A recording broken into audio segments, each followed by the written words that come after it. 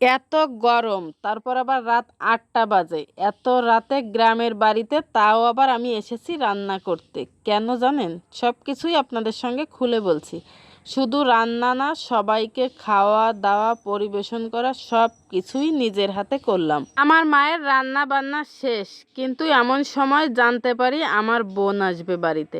এতদিন পরে বোন আসবে, তো একটু ভালো মন্দ রান্না করে না খাওয়ালে কি চলে? সাথে আছে তার আরও একজন গেস্ট।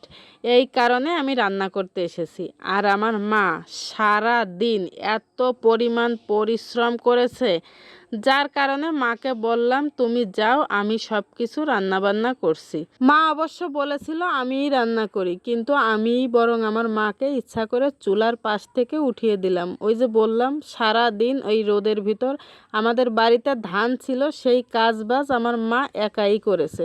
সে আমাদের জন্য রান্নাও করেছে, আর আমি হচ্ছে আমার বোনদের জন্য রান্না করব।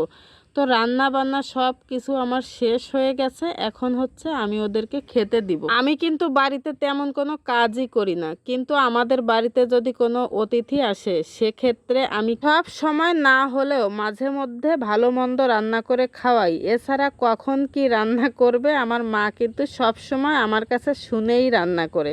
বাড়িতে আমরা সবাই, তারপরে আবার আমার বোন এসেছে, তার সঙ্গে এসেছে তার ছেলে মেয়ে, দাদা বাবু, আর হচ্ছে আরেকটা গেস্ট।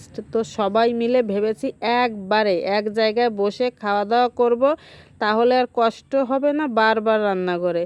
সাথে ৩-৪টা ফ্যান চালিয়ে এই যে আমি সবাইকে খাবার দাবার দেওয়া শুরু করে দিয়েছি। এত রাতে তাদের জন্য রান্না বান্না করছি দেখে আমার বোনও কিন্তু অনেক রাগারাগি করছে। তারপরেও আমি ওর কথা না শুনে অল্প কিছু রান্না করেছি। মাংস, ভাজি আর হচ্ছে ডিম। আর আমার মা আমাদের জন্য ডিম সেদ্ধ, অন্যান্য সবজি দিয়ে ভর্তা ভাত করেছে। তার কারণে হচ্ছে আমি এই পাশে আইটেমও কম রেখেছি। তারপরও যা রান্না করেছি সবাই মিলে খাওয়া যাবে একেবারে ভরপুর। আমরা সবাই ভাত খাচ্ছি, আর এ পাশে আমার বর হচ্ছে রুটি খাচ্ছে। সাথে কিন্তু ঘরে বানানো লুচি ছিল, সেগুলো আমি সবাইকে খেতে দিলাম। তো যাই হোক, একটু কষ্ট হলেও আমার মার একটু কষ্ট কম হয়েছে। এই কারণে আমি এত রাতে রান্না করতে এসেছি আর এদের খেতেও দিতে এসেছি।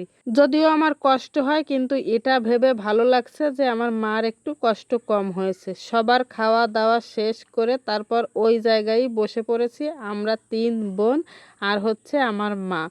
আর এর আগে আমার অন্য যে বোন এসেছে, ও কিন্তু খেয়ে নিয়েছে। ওই যে দেখেন বসে বসে আবার পান খাচ্ছে। তো যাই হোক, ভিডিওটা এই পর্যন্ত। ভিডিওটা কেমন লাগলো অবশ্যই জানাবেন। যদি ভালো লাগে তাহলে অবশ্যই একটা লাইক, কমেন্ট, শেয়ার দিয়ে পাশে থাকবেন। পরবর্তী ভিডিও দেখার সবার আমন্ত্রণ জানিয়ে টাটা।